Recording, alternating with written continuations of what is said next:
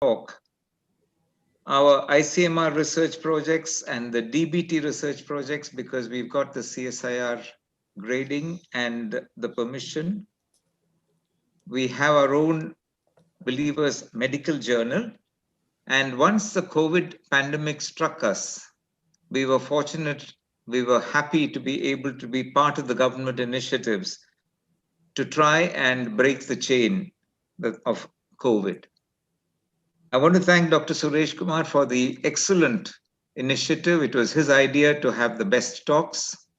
It was his organizational skills. We got 3 luminaries on the panel here today. May I welcome Dr. Suresh Kumar to introduce the panel and to get us started. Thank you, Suresh. Hello, thanks, Dr. George. It's such a great pleasure to be associated with this panel and to have had the honor of inviting them to participate in this. Jacob Eapen is a close friend, and so is Ramanathan and Jacob Samuel. We are all from the class of 70 in Trivandrum Medical College, the secret that I would let out. Jacob Eapen's distinction goes far beyond being from the class of 70. He went on to do his post-graduation from CMC Ludhiana and then launched himself into the global scene after a short period of work, mostly mission-oriented in Africa. He came to the US, where he was board certified in pediatrics from Stanford, and he took his master's in public health from Berkeley. So his initiation into the world of public health has been with such distinction. In the years to follow, so many laurels were to reach him. If I were to read it out, I don't think we will have time for the rest of the webinar. So I'll only say some of the most outstanding achievements that he has had would be the Ellis Island Medal of Honor, which I don't think another Indian has got. And among the people who has actually got the Ellis Island Medal of Honor, there are people like Bill Clinton. So this is a sort of person that we are meeting today virtually. And Jacob Eapen has also worked with the United Nations as a health advisor at the same time when Shashi Tharoor was the High Commissioner for Refugees. His work in Philippines has won international acclaim for him.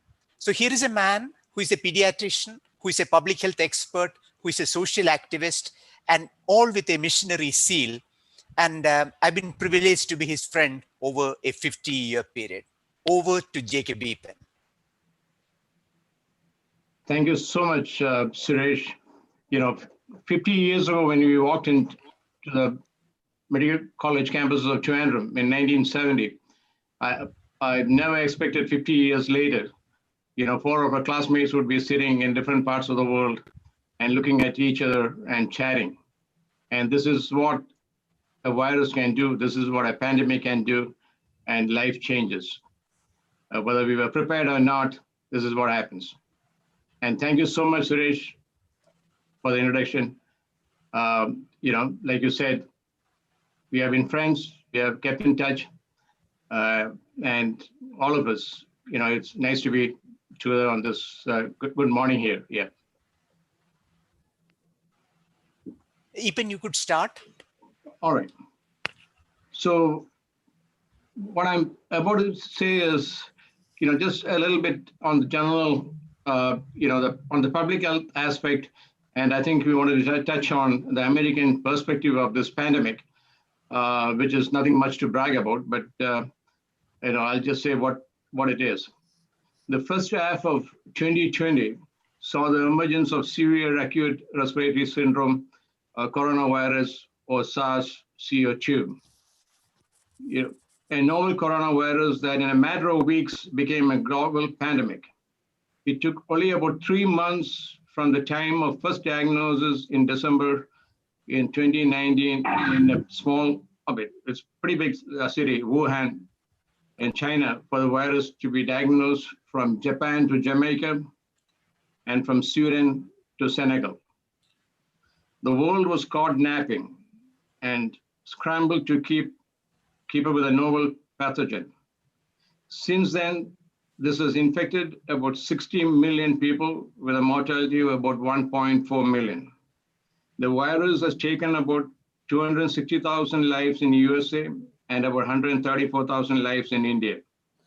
The bulk for the death were from USA, Europe, and Asia. I will touch on the key public health tools that were effective and talk about the vaccines in the pipeline and also a few lessons learned and being learned from the pandemic. Also explain few keywords commonly used in public health. I won't be talking too much on the clinical aspect of the disease, as you are all good clinicians keeping abreast with the latest modalities of treatment. One of the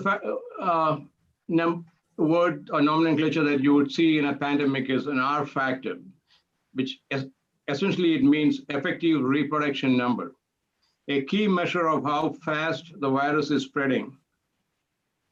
It is the average number of people who can become infected by an infectious patient. If the value is above 1, the virus is spreading. And if the value is less than 1, it is pretty much contained. The other, in a pandemic, the other word that is commonly that comes up is a mutation. So in this COVID-19, it was supposed to have mutated very early in the part of the pandemic. Mutated into something called 614G and was first spotted in Eastern China in January and spread quickly to Europe and New York. The mutated virus, though more infectious and did not manifest much difference in symptoms. When the pandemic hit our West Coast, the first case in USA was reported in Seattle, actually suburbs of Seattle, in a place called Kirkland, in a nursing home. And then it spread down to the west, to Oregon and to California. And they feel that the virus that hit the West Coast was mostly the generic, Wuhan virus, not the mutated. And the virus that hit the East Coast, especially New York, was the mutated, G614. Which was much more infectious. And plus, I think the country was not really prepared for that much of mass patients that were being hospitalized. And the few of the things in this pandemic, I think became very critical one was testing. When the whole thing happened, when the world was really not prepared for all this, the first thing to do was to develop a test for this virus. And I think the only country that was partially prepared was South Korea because of their past history dealing with MERS. They came out with a diagnostic test. They started screening people. They did an excellent job in containing the virus. So basically, there are two types of tests, as all of you know. One is the antigen test. They're faster and cheaper, which is kind of a lateral flow test. And the other one is a PCR molecular test. Molecular tests detect genetic materials of RNA. Here, a virus is multiplied and copied to detect even small amount of the genetic material. They're much more sensitive. And there are now point of care testing. Point of care testing is, where you can do it even at home or in a small clinic, where results could be available in 15 minutes. University of California, Davis, which is not too far from here, has just come out with a point of care testing, which is partially PCR. It's a panel test, because you should also realize that this is a time of flu season in the Western Hemisphere. So this panel, what it does is, it does test for COVID-19 and the influenza A and B. And the test will be available the results will be available in 15 minutes. So I think that's a great test. I think that's what we need, because when someone comes with any of the symptoms pretty much overlap between influenza and COVID. There's no way to differentiate from the symptoms. So the only way to do that is by testing.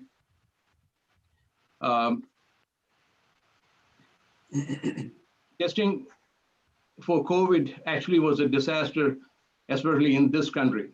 What happened was when this pandemic broke out in January, the Center for Disease Control, which is our seat of public health, not only for us, I think even on a global level, took complete control of the testing. They said, we would develop the test, we will be controlling it.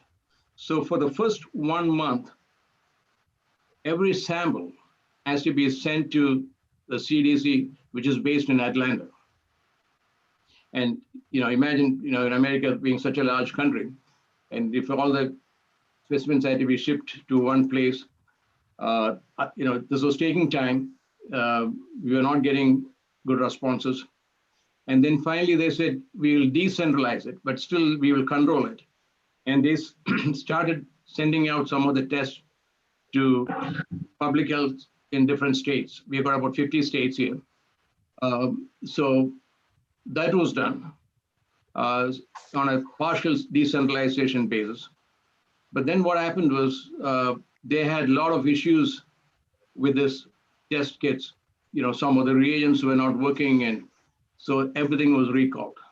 So by then we already lost about 6-7 precious weeks of this pandemic. So we didn't get a head start. The virus got a head start, and that really affected us. So the testing rates varied from more than 45% in UK, USA, Russia.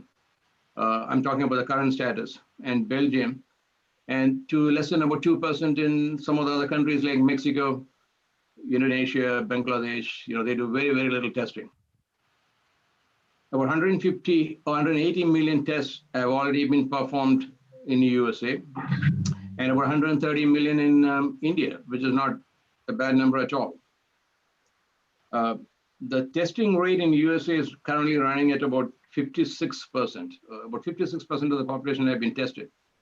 And India, it's, I think, running around 9.5, less than 10%. WHO has recommended around 10 to 30 tests per confirmed case is a good benchmark for adequate testing. So basically what this is, if we do about 30 tests and if you can pick up one positive, that's a pretty good benchmark for testing. And now in India, I think it's about 14.5 tests per confirmed cases, whereas in the USA, I think it's about 15.2, so pretty close. Testing policies also varies from country to country.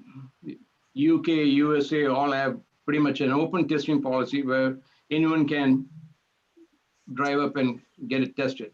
Whereas in countries like India and most of the Latin America, it was more selective, as tests were reserved more for patients with some symptoms.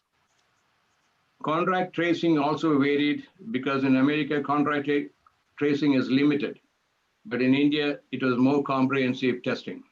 And there were a lot of other countries where contact tracing was on the top of the list: South Korea, Taiwan, Japan. They did a great job with contact tracing. There's been some good case studies. There have been some success stories around the world. I'll just pick on the small country of Rwanda, an old French colony in the eastern part of Africa. Rwanda is a very low-income African country with per capita income of less than $2,000, has done aggressive testing and contact tracing for their population. A country of 12 million population recorded just over 1,500 cases. Our state of Ohio, which has got a similar size population, has been reporting roughly 1,200 cases a day. The testing was also supplemented by various stringent lockdowns and physical distancing. So there is a country which is very low income with not too much of infrastructure. They were able to do this. South Korea learned the importance of preparedness, like I said, in a very hard way. In 2015, a South Korean businessman came back from the Middle East developed some symptoms and was diagnosed with MERS, the Middle East Respiratory Syndrome. By the time he was diagnosed and this was detected, they had already lost 36 lives. Testing, tracing, and isolating about 17,000 people put down the epidemic in about 2 months. That experience showed the laboratory testing was a key in controlling an emerging infectious disease. So by the time this pandemic hit, I think South Korea was probably one of the only countries who were really ready with the testing. The tests have to be made more accessible, especially in a pandemic, especially when one is asked to practice social distancing, and then at the same time asking them to come to a health facility where you're exposed to so many other people. I think it doesn't really make sense at all. So FDA here, the Food and Drug Administration, has just approved a point of care testing. It's a home use test. Just got approved last week. And what happens is the specimen can be taken from home and then send it back to the lab. And the results are given in about 24 to 48 hours. So some of the counties like a district here in California, they have already started shipping out this home care kit to the population. And it's all free of cost. But no, this is already about 10 months into the epidemic or into the pandemic right now. So, we have lost a lot of time. I mean, testing kits, especially antigen test kits, it's not a big deal. I mean, there are thousands of companies who could manufacture and who are manufacturing. But, since all this political bureaucracy, they were not allowed to manufacture, they were not allowed to ship. And I think in a pandemic like this, I think my take on this is when you really don't have population who don't even manifest symptoms, at the same time they're infectious, the only way to detect is by more and more testing.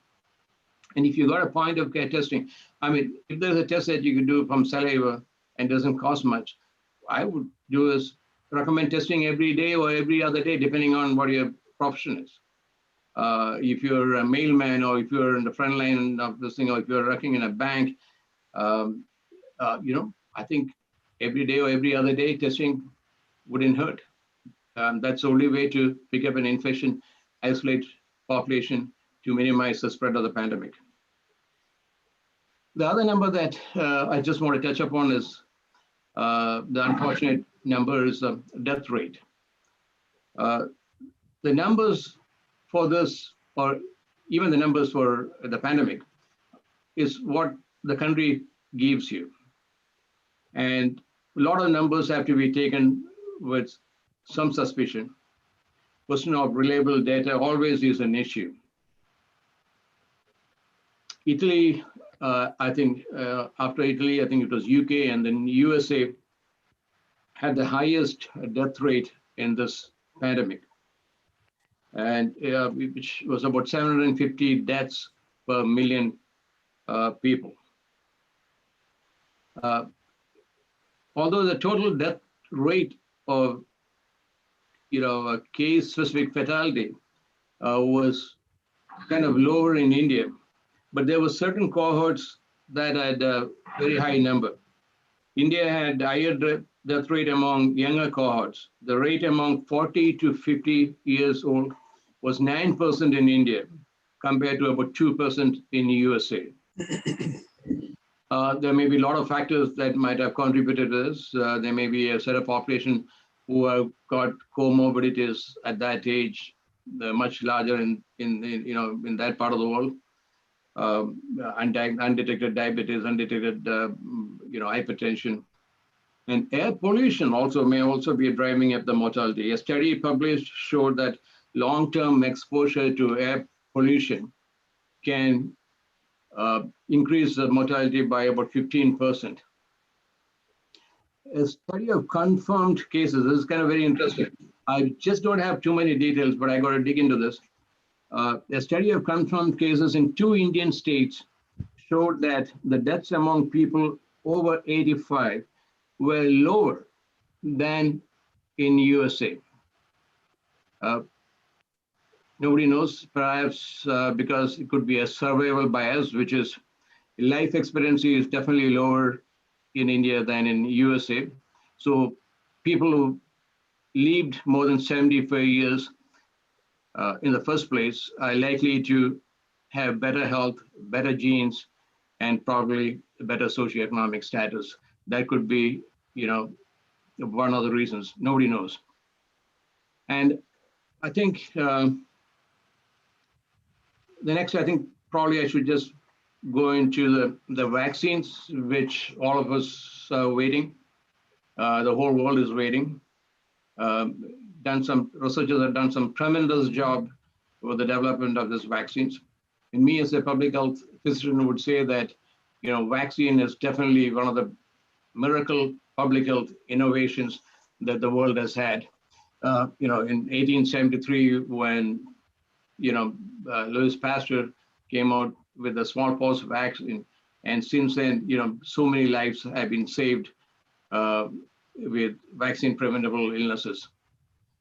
So, like the article that I wrote, which Suresh knows, and I said the manna we are waiting for, the vaccine. Currently, there are about 154 vaccines in the preclinical trials or preclinical works for WHO. There's 21 vaccines in phase 1, which is more of a, animal, trial and that sort of a thing. And then about 13 in phase 2, where they start, giving it to a small population, a small set of people. And we have got about 10 vaccines in phase 3, which is much more larger study. More, people of different age group, different ethnic variations tried. So we got about 10 of them in phase 3. One of them is the leading right now is the Pfizer BioN group. That the vaccine actually was developed by the BioN pharmaceutical company based in Germany. Proud to say that by a Turkish immigrant, the doctor, went into collaboration with Pfizer, and they may be the first company to come out with a vaccine. They have applied for emergency use to the FDA. The FDA is actually meeting on the 9th of December to discuss on this. And on the 10th, the very next day, the advisory board of the FDA would meet to green signal to the vaccine if the numbers are looking good. And it's hoped that within 24 to 48 hours after December 10th, the vaccines will hit the road. So by 12th of December, most of the frontline workers like me and a lot of others hope to get the first dose of the vaccine. When I talk about the vaccine, and I got pediatricians sitting here in front of me, there's always a kind of anti-vaccine group, which is called as anti-vaxxers. It's very unfortunate. Jacob should be able to tell you more because, unfortunately, one of the strongest rumors on this came from a pediatrician in England who related MMR vaccine with autism. Since then, he has been ousted from UK, then he came to the US, and the journals that published articles at that time kind of all retrieved that article and pretty much found that nothing was true. But we still do have that issue, even with childhood vaccines. It again varies from population to population. Even in this Bay Area, the largest decliners are in a county called Marin County, which is the richest county probably in all of America. But unfortunately, the decliners are highest there. So it's nothing to do with education, nothing to do with the socioeconomic status. It's just random. And even on this COVID vaccine, I think there have been a lot of surveys that have been done. And I think population in Poland, 45% of them said they would decline the vaccine. I think USA, I think it's about 35% said they would decline the vaccine. But countries like India, I think China, Russia, I think the vaccination for the vaccine is something like 80, 85, 90%. So it all depends upon, not only having a good vaccine, it also depends on the acceptance of the vaccine by the population. If you don't have a population, at least about 70% vaccinated or having natural immunity, you don't get a herd immunity. Herd immunity is once you have a population, majority of the population that is already immune, then the transmission rate becomes very low and pretty much the pandemic subsides. So waiting for herd immunity from a natural infection, because there have been some talks about India getting or reaching herd immunity just from natural infection. I think we are very far from it. I think about 20% of the population in India is probably got seroconversion from the natural infection. That's far away from the 70% of herd immunity that we're talking about.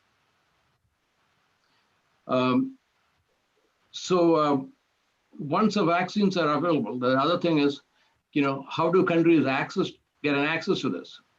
The unfortunate truth at this point is, people who have money, they buy and stock it up, pile it up for their own population. And a lot of the population who lives in the underserved areas or not socioeconomically that well off, tend to be on the bottom of the list. So what, including WHO, they have formed, certain organizations. One is a Global Access Facility. It's called COVAX, and it's an organization co-led by Gavi. Gavi is again another subset. It's a global alliance of vaccines and immunizations. When it was started, mainly funded by the Bill Gates Foundation, again to distribute vaccines, around the world to make it more accessible. Along with the Coalition of the Epidemic Preparedness Innovations, that is called CEPI. This is again another organization that is based in Geneva, which also looked into distribution of vaccines for developing countries to make it more easily equitable. And also WHO is involved. So its aim is to accelerate the development and manufacture of COVID-19 vaccines and to guarantee fair and equitable access for every country in the world. India is a signatory along with about 160 countries in this COVAX group. Unfortunately, USA is not. So then the question is, what is USA doing? So they have got something called Operation Warp Speed. This was something that was set up by this current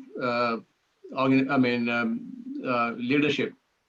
I think this is probably one of the best things that they have done in this pandemic. So it's a private-public partnership initiated by the US government to facilitate and accelerate the development, manufacturing, and distribution of vaccines within the US. It has got a funding of about $18 billion, no small change.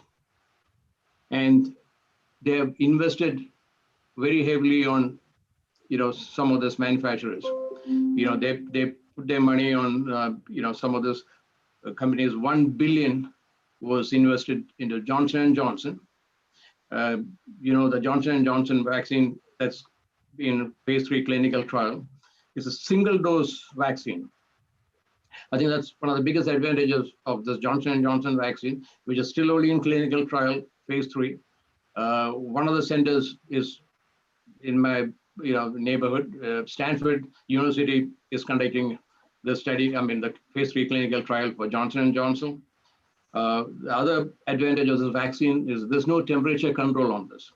So unlike some of those vaccines that we are talking about, which has to be kept in minus 70, minus 90 degrees, cold chain won't be an issue in this Johnson & Johnson. Very, very apt for emerging nations. 1.2 billion was plunged into AstraZeneca, Oxford group. The AstraZeneca vaccine, it's a 2-dose vaccine. The efficacy they claim is around 90%. I don't think there's too much of a temperature control in that. But there are some questions that have been raised as we speak on this Oxford AstraZeneca vaccine. They have had some setbacks. What they found was the response or efficacy rate was very different. From the clinical phase 3 trials that were going on in the UK and in Brazil. The seroconversion rate in Brazil was about 60%, and in UK was about 90%. And somehow they found out that the vaccines that they were using, the 2-dose, the first dose that they were using in England, by mistake was only half strength. It was only half the normal strength, somehow by mistake. And they found that half strength first dose and a full strength second dose, the seroconversion was much, much higher. But that is again a big question mark. There were 2 setbacks in the trials that AstraZeneca had. One was a patient in Brazil developed some setback, but unfortunately, both these cases, they have not completely released the details on the setbacks. And they also found now there was some missing data from some of their trial studies. So on the whole, there have been some setback, but they're still going full swing. The other one is about 1.5 billion was into Moderna. Moderna is a Boston-based company. It's a 2-dose again. Efficacy is claimed to be more than 94%. Storage is again at minus 70. They're claiming that it could be between $25 to $37 per dose. The main difference again in the vaccine I just want to touch is the Moderna and the BioN using an entirely a different technology for vaccine development. Is with a messenger RNA, which has never been used. Historically, the vaccine development was always, from an attenuated virus, virus that has been killed or virus that has been partially killed, were used to, to develop antibodies. But this is the first time there's ever been a messenger RNA trigger has been used for vaccine development, which is much faster. So the BioN technology, which is in Germany, and Moderna both use messenger RNA. And both of them, unfortunately, has this cold chain problem, which, the temperature has to be kept at very, very low temperatures. So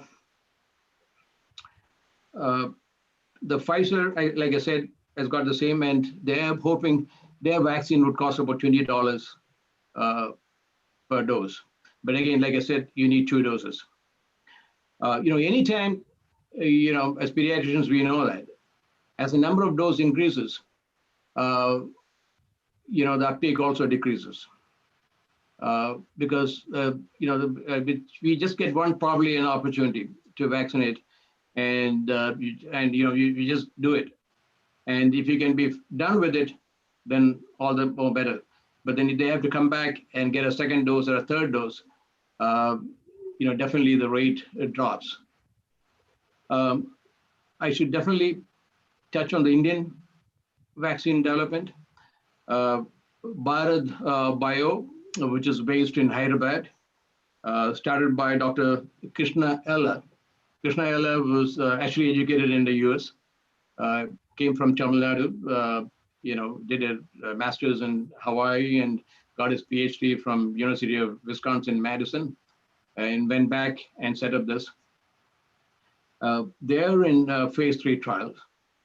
There are clinical trials going on in about 12 centers in India. I think there's one in Hyderabad, one in Tamil Nadu, one in Karnataka. I don't think there's any centers in Kerala for this clinical trial.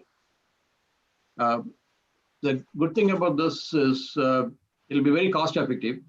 They're hoping that it'll be less than 100 rupees per dose. And I don't think cold storage is an issue for this vaccine. And again, on vaccine development and in delivery, we all know that, easy access, easy delivery, increases the uptake. One of the advantages of polio vaccine was when you started, it was an oral polio vaccine. The delivery was so much easier. So all across the world, you could have mass campaigns and, deliver this without much issues at all. You didn't need a medical expertise to deliver oral polio vaccine. So in the same way, if you don't have to give a shot, and if it can be given in some other parenteral way, and one of the common methods used now is intranasal. For the flu vaccines, we do have the intranasals.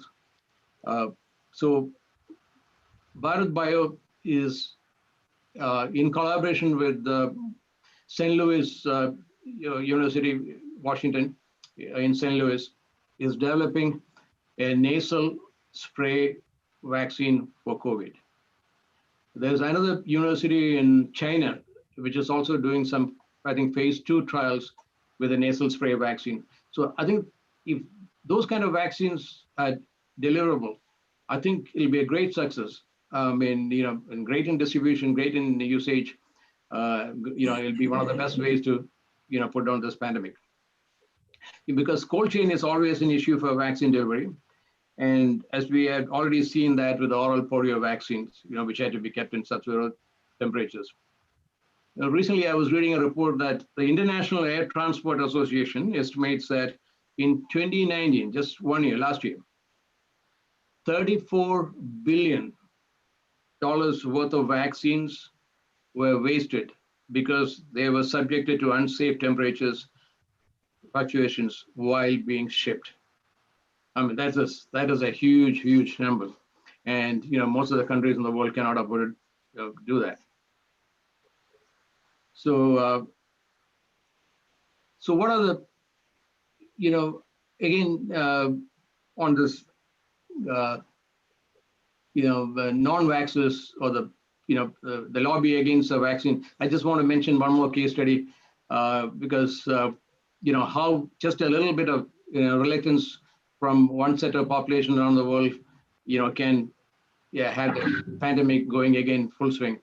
I think about 15 years ago, there was some kind of a story that was created in northern part of Nigeria, in a place called Kano, which is mostly a universally Muslim state.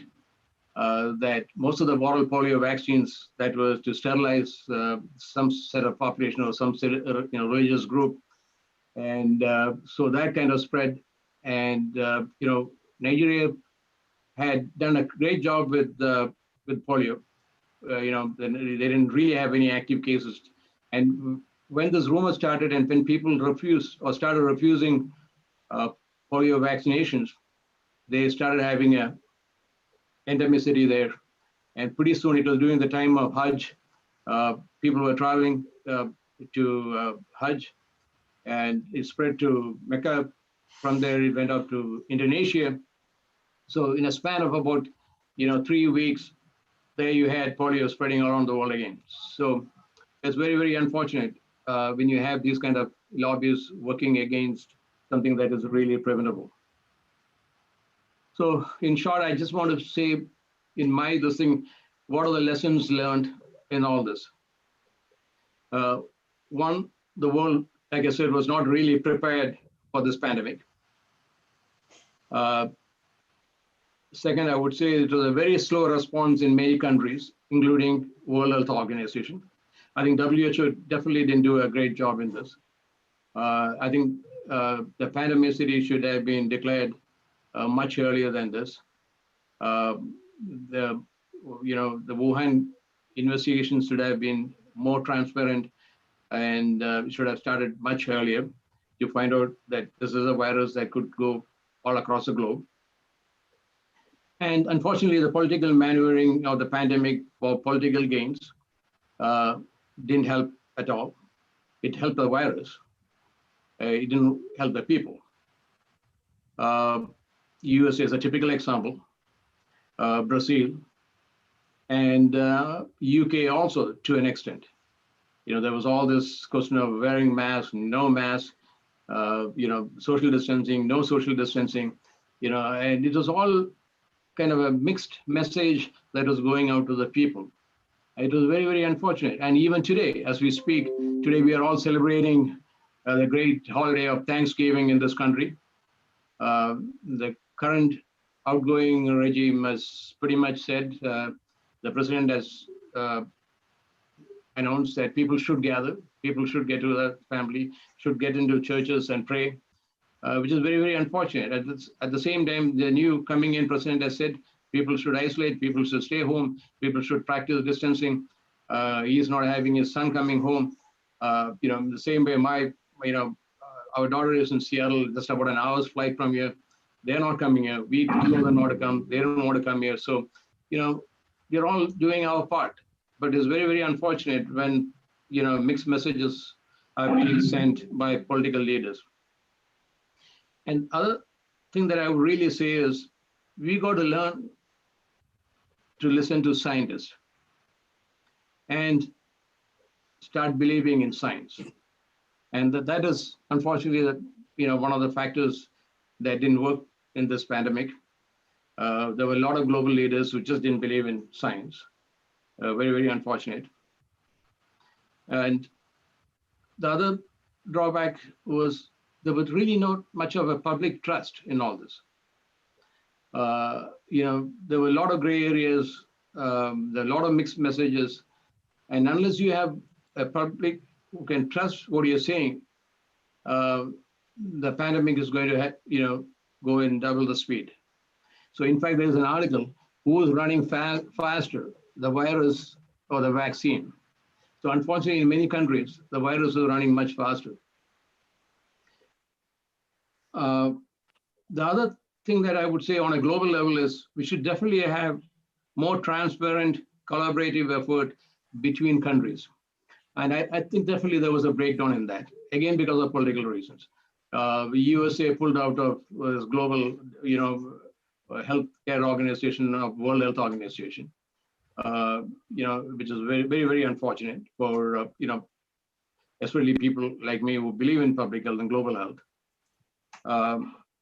And we also, on a newer technology, we have to develop new sophisticated platform technologies where you can hit the ground running with vaccine development and not to have to worry about growing out new pathogens and things like that.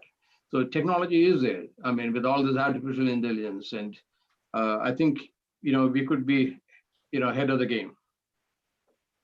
So in winding up, I would say 2020 has been a year of incredible scientific achievement. In less than 12 months, researchers have characterized a novel virus, sequenced the genomes, developed diagnostics, and vaccines are in clinical trials. I should, emphasize the fact the shortest time for a vaccine development historically was 4 years, and that was for months. All other vaccinations took more than 10 years to develop. So something to be developed in less than 12 months, I think hats off to all our scientists and researchers. As you can easily imagine, it's an easy, take for the next Nobel Prize in medicine. Many people are feeling hopeful for the first time, but on November 15th, 5 days after the announcement by Pfizer announced that on November 9th, there have been 663,772 new cases were recorded, the largest in a single day. And today morning, listening to the news, yesterday in the US, we have had about 2,157 deaths, 170,000 new cases, and 87,000 hospitalization. Miami, Wayne County in Florida, today morning has reported 44% increase in ICU admission, 43% increase in ventilator usage. And so things are not looking good. So for us, it is, in this pandemic, it is kind of a third wave. It was pretty much predicted. And I think India has just gone through the first wave. Would you have more? Only time will tell. But it cannot be very different from other countries. But anyway, it is a very dangerous moment to be complacent. You cannot put your guards down. Keep practicing social distancing, keep wearing masks, keep practicing hand hygiene. But all is not gloom. To quote Mahatma Gandhi, let there be light. Sorry, in the midst of darkness, light persists. And let there be light. And let us all learn to be believers. Thank you all, and God bless you. Thank you, Eapen. Thank you very much for that erudite and extensive talk. I would go straight on to Dr. Ramanathan, my good friend, graduate of Trivandrum Medical College, MD from Trivandrum Medical College, an FRCP, again an MRCP examiner, now the group director, medical director for the Aster group in UAE, loading over 10 hospitals and 40 whatnot clinics. Over to you, Raman.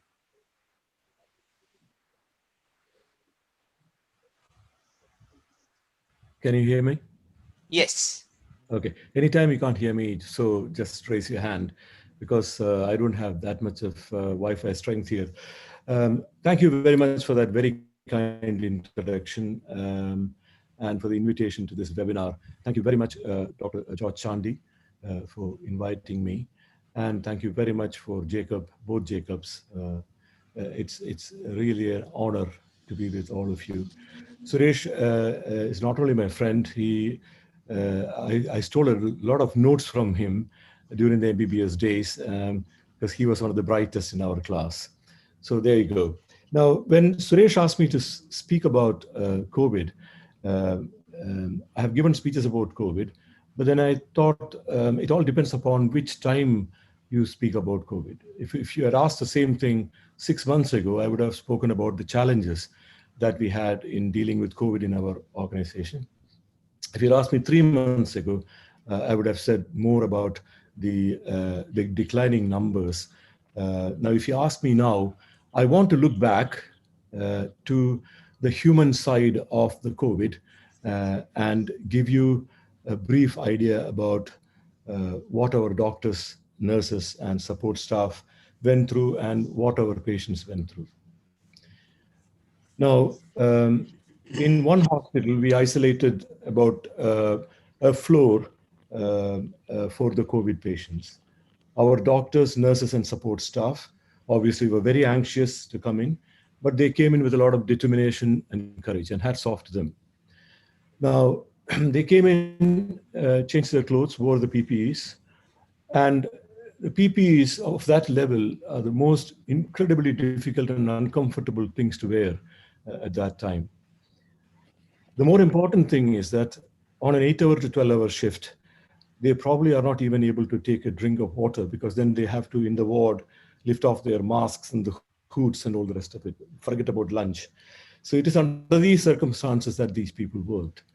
And it was extremely difficult to do that.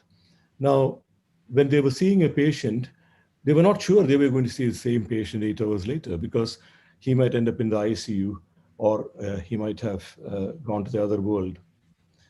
At the end of the shift, what they would do is that they would change their dress, go to the CVs, have a shower, and then they would think, should I really go home and infect my loved ones, my young wife, children, aged parents, and many of the people, I know that a couple of them are listening to this webinar, have not gone home for about 3 to 4 months.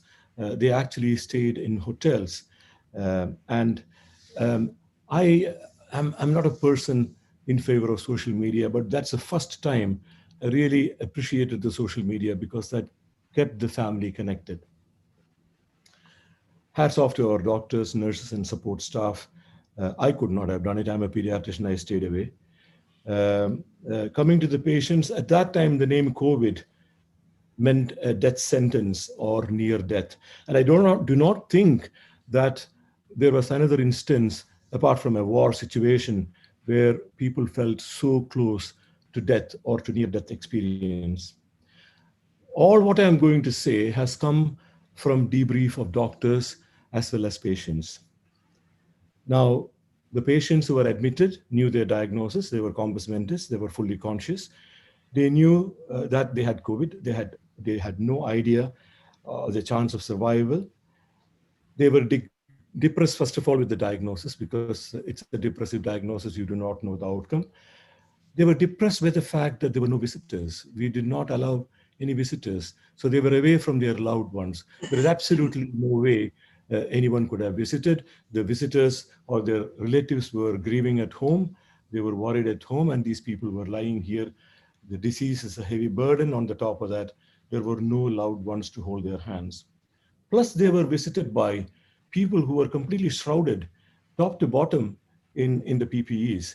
So this dehumanized the whole thing to the extent that it was very surreal for patients. Where did I get this from?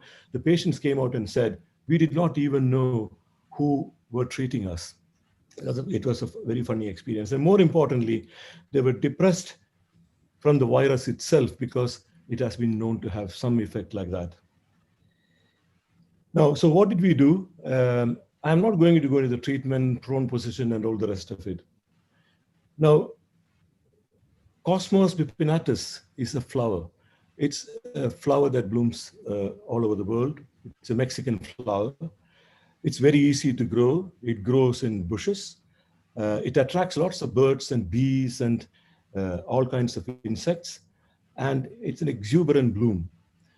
We started a program called Cosmos. The Cosmos is a support group. The Cosmos is Circle of Strength, Master of Self. The circle of strength is the doctors, anesthetist, medical director, the physicians. We used to gather in a room and invite the inpatients who could actually walk, obviously, and their relatives, of course, wearing the PPEs. And they used to come and they used to talk to us. They had lots of questions as to, starting with, will I die? Will I make out of this place alive? Will I give it to my relatives when I go home? Will I get reinfected? How long is the effect going to last? Will I be maimed for life? That sort of thing. So the Circle of Strength, Master of Self of the Cosmos was a support, not necessarily by the psychologist, but by the doctors in the group. This helped a great deal. Once the number of patients in our hospital dropped, we invited the patients to talk about their experience, about what they had. So this included patients starting with somebody who was quite on a nasal prong oxygen, to NIVs, to ventilation. Obviously, they will not remember the ventilation and when they came out. Many people who were ventilated felt that they were in a black hole. they had lost a huge percentage of their life. And when they suddenly opened their eyes, they were thankful that they were back in this world. Whereas the patients who are on nasal prong oxygen or on the NIV, they felt the other way. When am I going to shift to the ICU to be fully ventilated? Now, some of them walked from the chairs and hobbled to the podium to show their debilitation, but then there was happiness. And all what I said just now came from their mouths.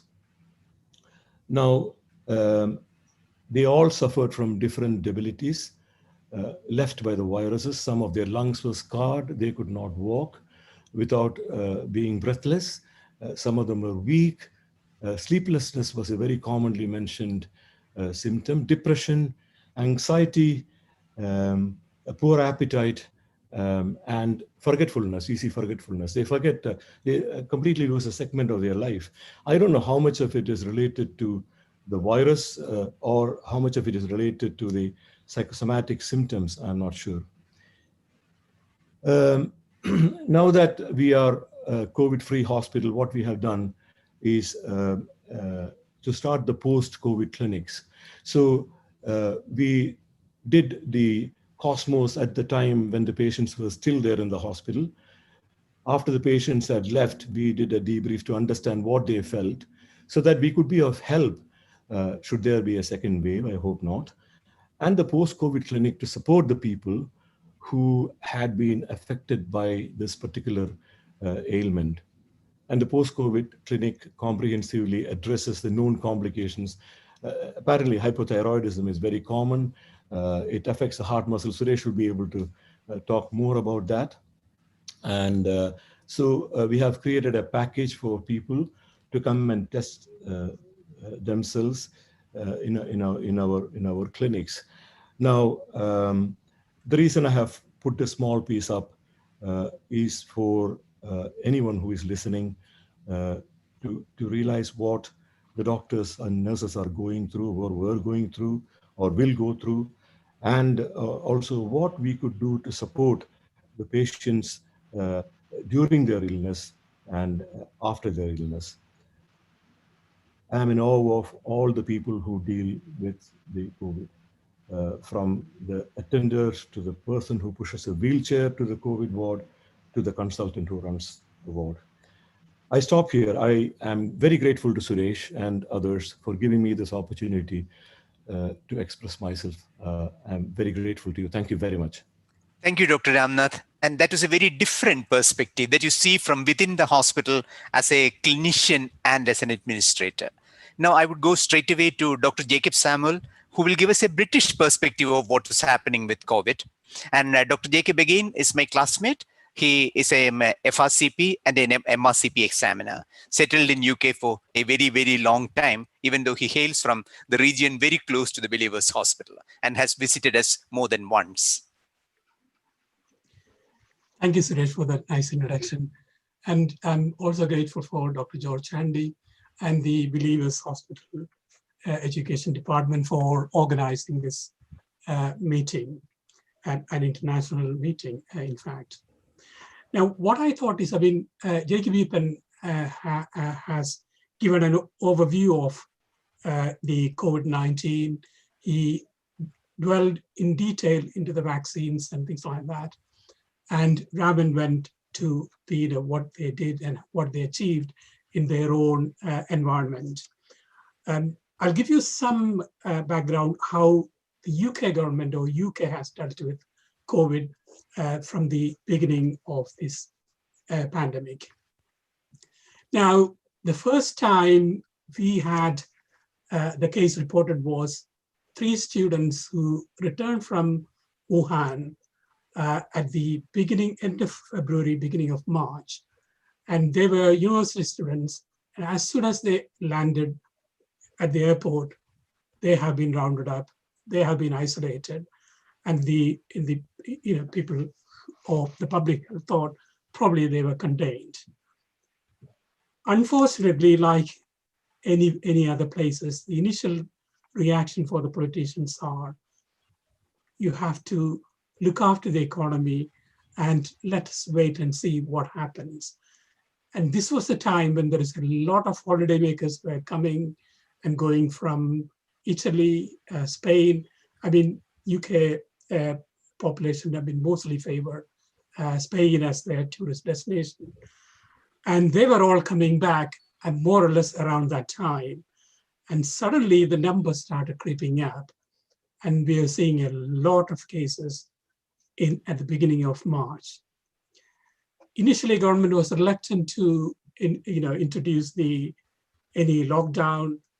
The schools were still running and they didn't want the schools closed. But as soon as the numbers started going up and 1 or 2 deaths were reported, they began to realize that this is not going to be an easy problem to handle. So they immediately did the shutdown from the 3rd week of March. The death rate crept up, and one of the big challenges in the initial stage was lack of facilities. I mean, people were not prepared for the number of cases that were getting admitted. And Britain being a country where the healthcare is an excellent system, you don't have to pay anything at the point of delivery. And so anytime you're unwell, you are being looked after through the system of general practitioners and then the secondary care or the tertiary care. Whatever is necessary, it's automatically done. But unfortunately, the numbers were so overwhelming, the hospitals couldn't cope. And then the politicians really began to panic. And the R numbers, Eapen clarified what that number was, started rising, and it went up to about 1.2 to 1.3. So the complete lockdown really did its job, and the complete lockdown means, there were absolutely, that was the first time you could see no vehicles on the roads, absolutely nothing, and even the environment was completely clean, and people could see, the London Eye and things like that much more easily just by looking through their windows. And this went on until June, when the R numbers really dropped and came down to about 0.2 to 0.4 in various regions. I mean, obviously there is a regional variation of these cases. And then we had a good relaxation of the rules. So the business started opening up, and then the carried on improving. And they were trying to encourage the businesses by offering, billions of pounds worth of incentives for them to work, and that will come, what the government did at that stage. From September, the government decided, here the school opens in September. They decided to open the school for everyone. There was, in some places, there was slight delay, particularly in Scotland. But we opened at the beginning of September, and the schools started. And there was a big reluctance to, from the teachers and others. So what they wanted to do was at least achieve some normality. But unfortunately, things started getting worse, and the number of cases started increasing. Now, what they then decided was they have divided these cases based on the cases. They decided to shut down areas, which is all the devolved countries. They have got devolved nations like England, Wales, Northern Ireland, and Scotland. They have devised a tier system whereby tier 1 to 5, 1 to 5 in Scotland and 1 to 3 in the rest of the nations, based on the R numbers. And tier 5 is the extreme, your complete sort of lockdown. Tier 1 is a mild, you can do more or less function everything, apart from keeping your hand wash, mask, and all the other things. And that worked in some places, but unfortunately there were some outbreaks in big centers like Liverpool, Nottingham, Leicester, and Newcastle. So they had to really apply the shutdown of these places. And the R number went above 1 at the end of October, and from November onwards, we had a 4 weeks complete lockdown here. The complete lockdown does allow you for traveling emergency purposes and for your day-to-day groceries or whatever it is. And it's going to come out on 2nd of December. But that again is going to be looked at very closely, but still the tier system applies. So any areas where it is going to be affected, they are going to clamp things down. Now, again, the important things which Dr. Eapen highlighted were the testing and contact tracing. Initially, there were very little testing facilities, or very little testing happened here. Subsequently, the government realized that you need to have testing, and they were aiming for at least 100,000 tests a day by opening up football stadium and car parks and all the other things. But they were unable to achieve that numbers. As pointed out before, initially again they were concentrating on the tests. Even though tests were done outside, the actual test is carried out in 1 or 2 big centers. Therefore, there was a delay in getting the results and other things. That has changed now. Contact tracing was another thing which was an important factor. And they introduced an app, and they sort of tried that in one place, but it wasn't very successful. So what they're supposed to do is, you have the app. As soon as somebody is in touch with that, it will pick up, once they put out the positive test, it will alert those who are in contact with it. But there was problems, and obviously this is what North Korea did and or South Korea did, and they were able to achieve a good number of contact tracing. Now, what did the government do? I mean, obviously the government suffered a heavy loss from the revenue. I mean, it was billions of pounds were lost. This is the case with all the nations, every country. And most of the money was poured into health sector. And also, they had to also support the business community. So they were giving what is called the furlough scheme. The government pays 80% of your wages, and the private sector, they pay the 20%. So keeping these staff so that at least they can pay their mortgage, they can buy their food and things like that, and trying to keep some sort of a job, for them once the pandemic was over. And unfortunately, that had to be carried on because of the continuing of this pandemic. The biggest challenge the health sector faced was the lack of PPE, which was a big issue, and obviously there wasn't enough in stock prior to this, because of you need to stock only what is required. Nobody expected this kind of huge pandemic coming and affecting in such a large numbers, and government had to pay billions of pounds, 10 times, 15 times the normal price to get these things.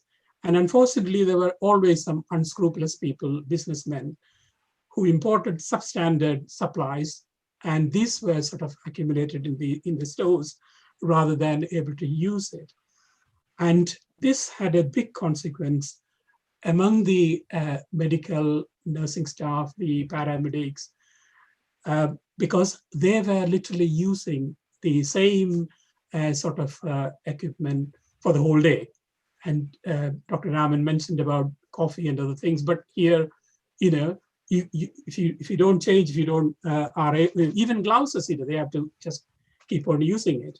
So this was a big problem, and the death rate were mounting, and we had up to about nearly about 1,000 deaths per day at the peak of it. Fortunately, the total number of deaths in this country is about 55,000.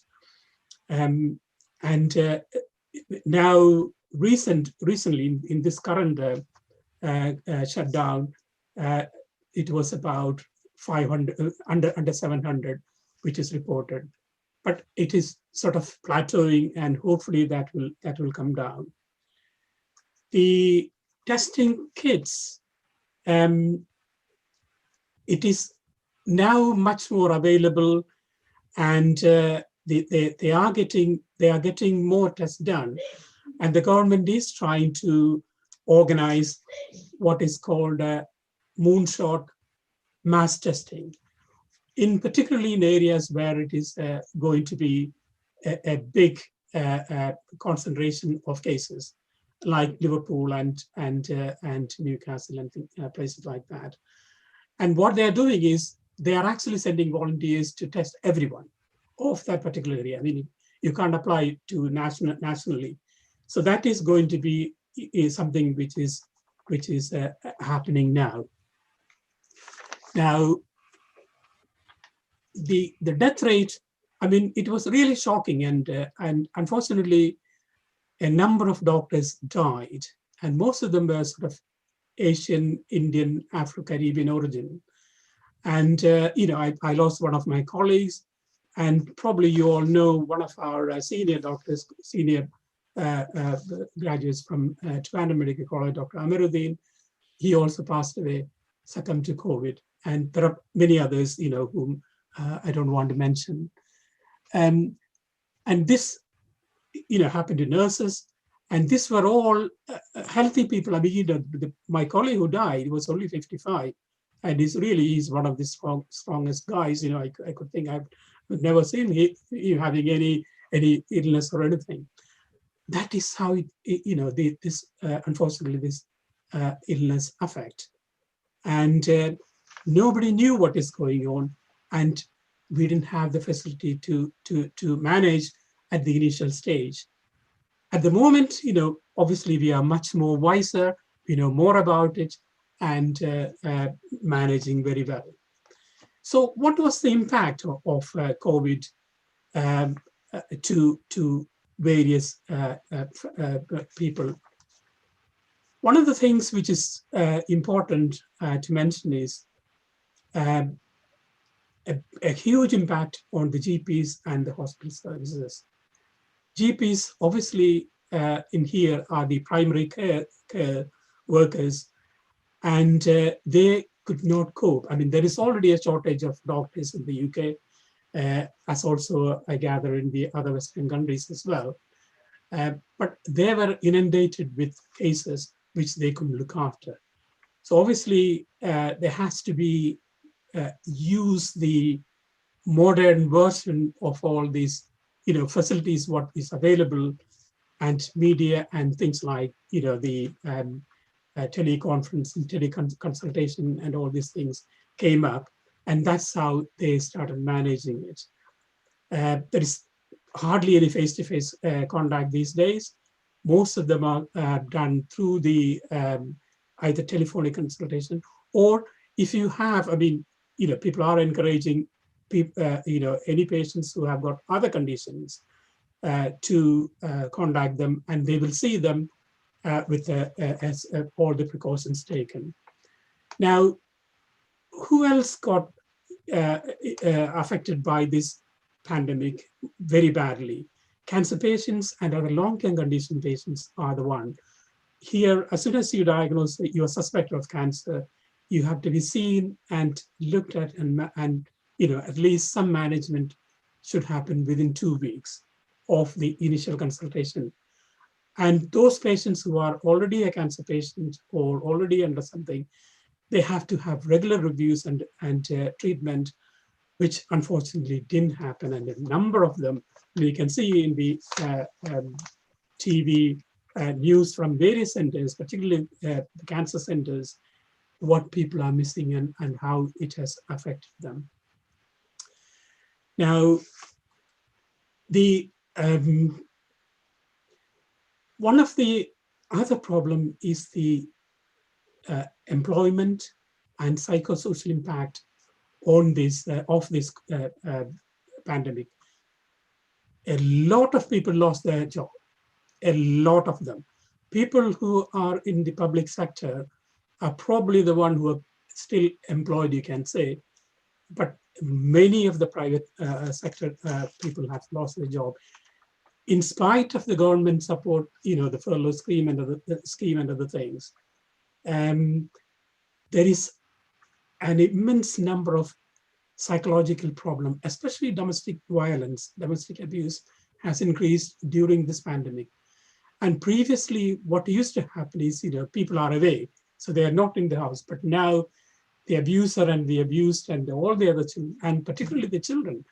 And if you're coming from a poor socioeconomic background, you can see they're all in a small place, maybe only one bedroom or hardly anything. They haven't got facilities to take care of themselves. And on the top of that, their income is gone.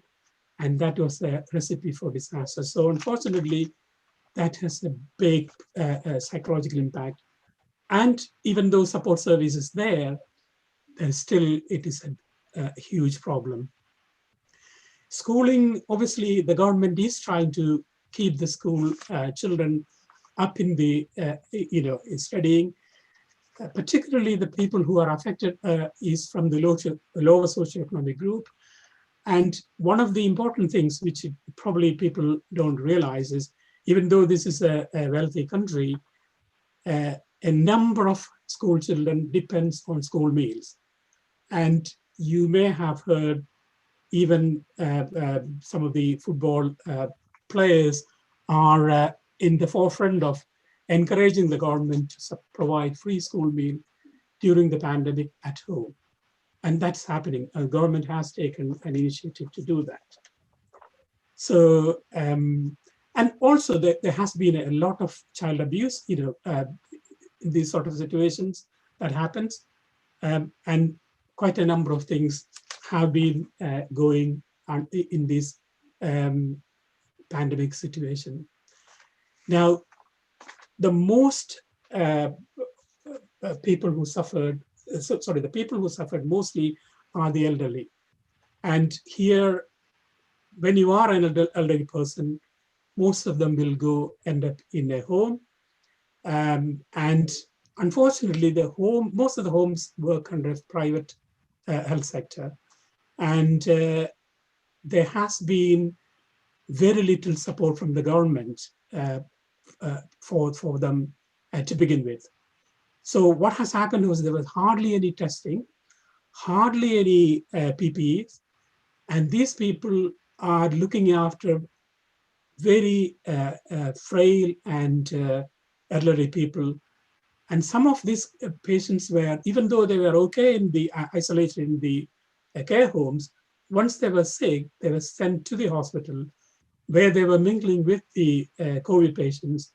And because of the hospital bed situations, they were sent back to the homes and spreading the infection to the homes, and death rate creeping up. We didn't really know about these numbers for the first few months. They were only reporting the hospital death numbers. And once these numbers came up, they realized the gravity of the situation. And then they started taking, focusing some care to the private sector as well, or to the elderly as well. Now,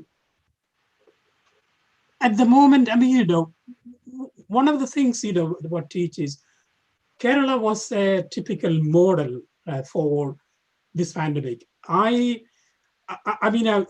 everybody talks, and I really sort of salute what the Kerala government did right at the beginning of the pandemic. The health system, the primary healthcare system is good. There's a lot of political things going on, but at least the health sector, the health department, they managed to do the isolation. And I remember the guys who came from Italy, I think, they were, as soon as they were diagnosed, I think they were the first people, I think, with COVID positive. Big isolation, big shutdown, big, contact tracing. And that really had, probably that was one of the steps which helped in people understanding what is going on, and then try to put a little bit of fear into people that this is really a serious case or serious pandemic. And unfortunately, our governments were a little bit lax. They took the steps a little bit later and is bearing the consequence. I mean, a country like United States with the maximum death rate, and even now, the death rate is going up and the infections rate is going up. It is the political will that makes the difference to the people. I mean, doctors and nurses and all the healthcare staff can only do certain things, but all the rest of the things and the infrastructure should come from the government. Lastly, Jacon mentioned about all the vaccines, and he also mentioned about the vaccine uptake, and Dr. Andrew Wakefield was the one who said the MMR vaccine is probably the cause for inflammatory bowel disease and the autism in children. And immediately after that, we had an epidemic of measles cases. And even when few of the children died of measles, people were still reluctant. But I think with this pandemic, people know that COVID is a real killer, and probably the uptake might be much better. That's what we hope. And one of the positive, even though the Oxford vaccine has its drawback, what they said was the half dose, full dose dosing, and not requiring the freezing of the vaccine to -70 degrees will help in a way that initially for the first dose, if you have a half dose regime, you can double the vaccination of the population. And then by the time the second dose, a month later, you should be able to manufacture more and made available. And I think the government here is much more positive about the vaccine and the scientists behind it. And I think in India, I think the Vaccine Serum Center or somewhere, they are also part of this Oxford vaccine, I think. And I think, it is a tough time for everybody throughout the world. And I think people have learned to live with a pandemic like this. I mean, we never expected in our generation to face such a thing. Things like social distancing, facial mask, and hand washing, hopefully will take off. And next time, probably we'll be much more prepared. Thank you very much for giving me an opportunity to talk. Thank you, Dr. Eapen Samuel. We are running a little behind schedule since the talks have been very exciting. I couldn't interrupt you, but we need to answer some of the questions that have been raised. I'm happy to notice Dr. Srihari among the audience, and Dr. Srihari is an important public health official of the government of Kerala, since one of the purposes of this webinar was to focus what is happening in the world and compare it with what we could do. I would particularly welcome Dr. Srihari. Dr. Jacob Jasuran, can you put Dr. Srihari on the panel? Yes, sir, we'll do that, sir. Yeah. Dr. Srihari's question, meanwhile, I'll relate to Eapen. Looking at the history of MERS with South Korea, Eapen, is it possible to stop infectivity of COVID-19 globally in any country till now? If that doesn't happen, what is the difference, I suppose, between MERS and COVID? Can you get that question? Otherwise, I'll ask Srihari to explain it to you. No, I got it. Okay, very good. I think the main difference, all the MERS and SARS-1 and COVID-19, which is SARS-2, they all, although they belong to the same class of coronavirus, but MERS has been around longer. So when you have a novel virus that's coming for the first time, infecting people, humans, it tends to be much more infectious. There's absolutely no immunity. So I think that was the main difference between MERS and COVID-19. And the second, besides that, I think the infectious rate of COVID-19 is definitely much more higher. It's been reported or it's been shown than MERS. And, mentioning about that, I think I should also mention there were vaccines being developed for MERS when that epidemic happened in 2019, 2012, 2013. It was almost, they came into phase 2 trials, but then most of the companies abandoned that, unfortunately, because by that time the epidemic died down. I think that was definitely a mistake, because I think if we had developed a vaccine at that time, I think to develop a vaccine this time for the COVID, I think it would have been much faster. Welcome, Dr. Srihari. Do you have anything further on that question? No, sir, it's fine. Okay, thank you. Now, we have a series of questions from Dr. Ramesh Nair. To begin with, what is the time delay for doing point-of-care test once requested? Eapen, you can just answer to the point. Once you order a point-of-care test, how long does it take? This is what I was saying. Now, the point-of-care testing can be done at home. It can be done anywhere, in a pharmacy or at home. So once you have the kit, it can be done instantly. Okay. Yeah.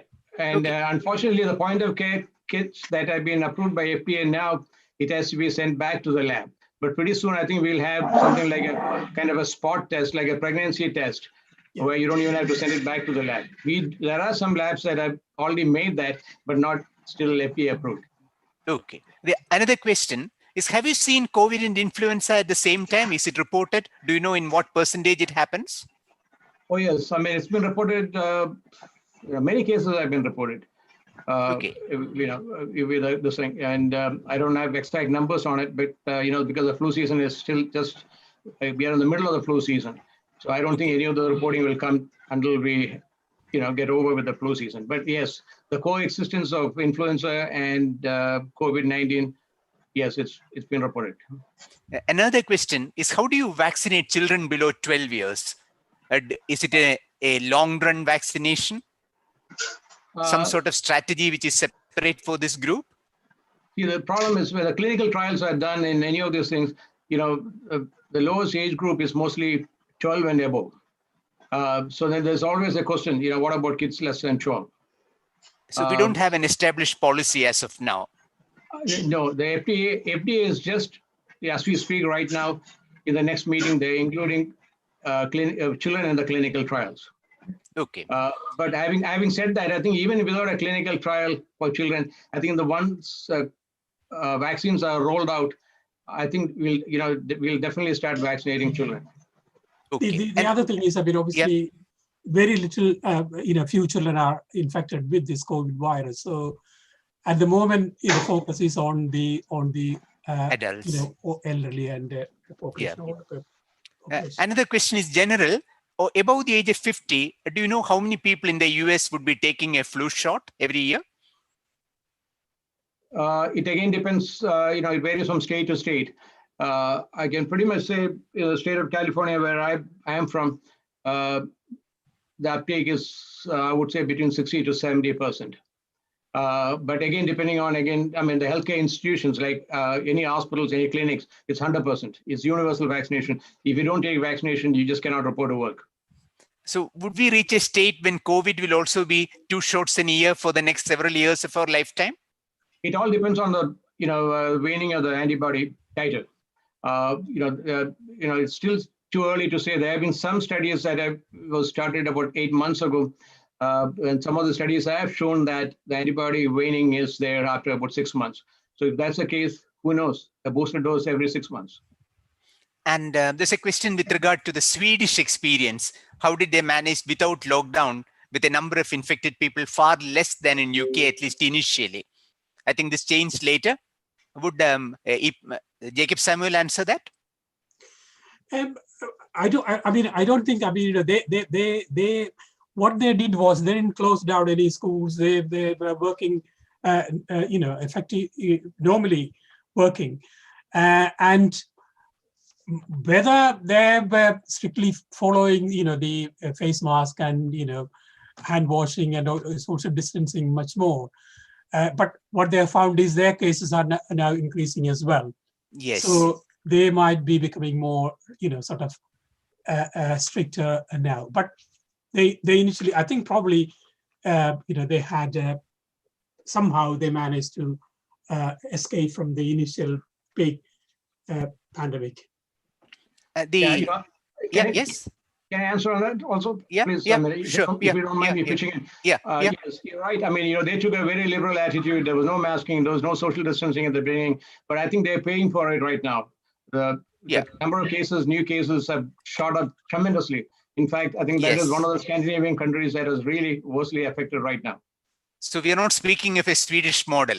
No. No. If there is a model, nobody wants to practice that. That's right. And Eapen, the other question is, do you have any concerns about the duration of phase 2 and phase 3 trials being cutting short to roll out the vaccine earlier?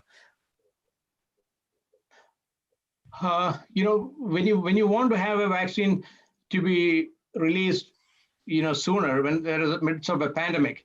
So there was never in the history, there was never an incident where a vaccine was developed in the midst of the pandemic.